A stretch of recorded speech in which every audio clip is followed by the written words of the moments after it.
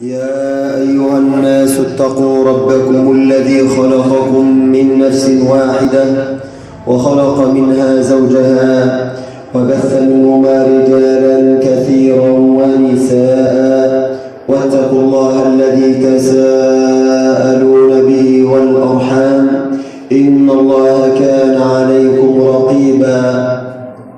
يا أيها الذين آمنوا اتقوا الله وقولوا قولا سديدا يصلح لكم أعمالكم ويغفر لكم ذنوبكم ومن يطع الله ورسوله فقد فاز فوزا عظيما.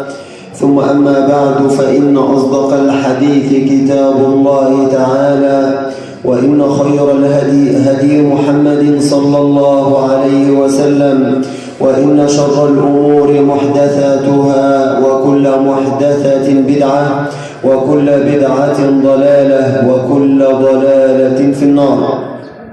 ثم أما بعد أيها الأحبة الكرام، مما لا شك فيه ولا ريب أن الأمة الإسلامية مستهدفة بالمخططات الصهيونية والصليبية، فجاء الجبار تبارك وتعالى ليقتص من هؤلاء الكفرة والفجرة والمنافقين.